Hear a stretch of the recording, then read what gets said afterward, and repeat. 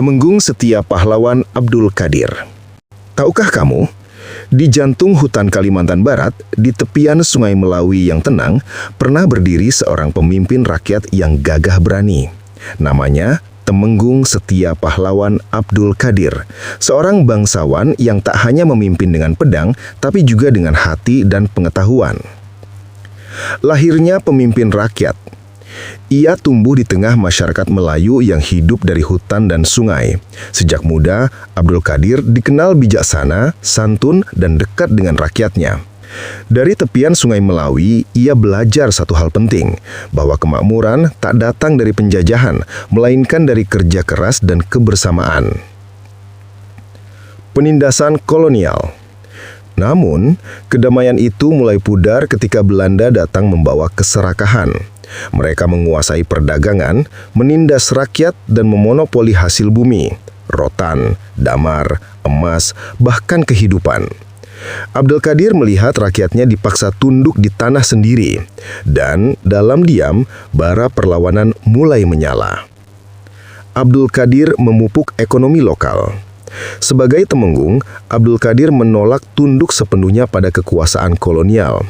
Ia memupuk ekonomi rakyat, mengajarkan perdagangan, mengatur hasil hutan dan membuka jalur dagang lokal. Ia ingin rakyat Melawi berdiri di atas kaki sendiri tanpa bergantung pada penjajah. Itulah langkah pertama dari perlawanan yang sesungguhnya. Munculnya tekanan Belanda. Keberanian itu membuat Belanda marah. Mereka menuduh Abdul Qadir menghasut rakyat. Di meja perundingan yang penuh peta Kalimantan, para pejabat kolonial merencanakan penghapusan pengaruh Sang Temenggung. Tapi mereka lupa, semangat seorang pemimpin tak bisa dihapus dengan pena atau peluru. Perlawanan rakyat Melawi. Ketika Belanda mulai menindas dengan kekerasan, rakyat bangkit. Para pejuang Kalimantan mengangkat mandau mereka, menyerang dari Balikabuk dan Rimba. Pertempuran di tepi Sungai Melawi membakar semangat perlawanan. Meski dengan senjata sederhana, mereka melawan dengan keberanian yang tak terukur. Darah mereka menjadi tinta sejarah kemerdekaan yang akan datang puluhan tahun kemudian. Penangkapan Sang Temenggung. Akhirnya Belanda menangkap Abdul Qadir. Dalam hujan yang deras, ia berdiri tegak, tangan terikat tapi hati tetap merdeka. Wajahnya tenang, matanya menatap jauh ke depan, seolah tahu perjuangannya takkan berakhir di situ.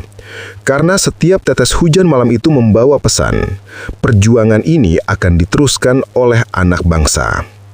Warisan perjuangan. Kini nama Temenggung Setia Pahlawan Abdul Qadir